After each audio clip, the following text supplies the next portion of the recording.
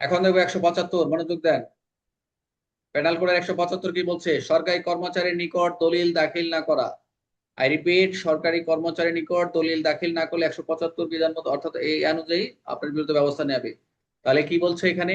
যদি কোনো ব্যক্তি আইন অনুযায়ী কোনো সরকারি কর্মচারীর নিকট কোনো ডকুমেন্ট বা দলিল প্রদান জমা দেওয়ার জন্য বাধ্য থাকে, কিন্তু সে উইলিংলি বা ইচ্ছাকৃতভাবে সে দলিল প্রদান বা দাখিল করে না, তাহলে সে অপরাধ করেছে বলে গণ্য হবে। আই রিপিট, যদি কোনো ব্যক্তি এই আইন অনুযায়ী কোনো সরকারি কর্মচারীর নিকট কোনো দলিল প্রদান জমা দেওয়ার জন্য বাধ্য থাকে, কিন্তু সে ইচ্ছাকৃতভাবে সেই দলিল প্রদান দাখিল না করে, তাহলে সে এই ধারায় অপরাধ করেছে বলে গণ্য হবে।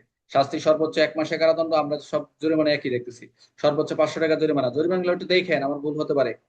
আর আদালতে যদি জমা দেওয়ার কথা হয়, যদি ওই পুলিশ অফিসারের কাছে জমা দেওয়া যদি না করে, আর এটা হচ্ছে যদি আদালতে জমা দেওয়ার কথা, তাহলে 6 মাসের কারাদণ্ড, 1000 টাকা জরিমানা।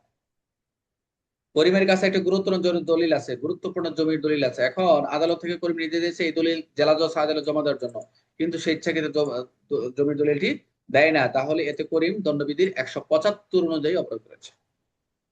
সরকারি কর্মচারীর নিকট দলিল দাখিল কোন ধারায় অপরাধ হবে? 75। 175।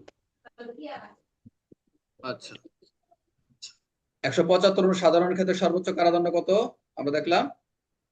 1 মাস। 1 মাস। আদালতে দলিল দাখিলের সর্বোচ্চ কারাদণ্ড আমরা দেখলাম 6 মাস। আচ্ছা, এটা এগুলো তো ইম্পর্টেন্ট না। 175 কোন বিষয়ের সাথে সম্পর্কিত? সেটা হচ্ছে দলিল যদি দলিল আদালতে না দাখিল করে। সেটা না। দলিল আদালতে যদি আদালত থেকে নির্দেশ আসছে যে দলিল দাখিল করার জন্য, যদি সে দলিলটি ইচ্ছাকৃতভাবে দলিল দাখিল না করে, সেটা 175 অনুযায়ী সেটা কি হবে? অপরাধী হবে।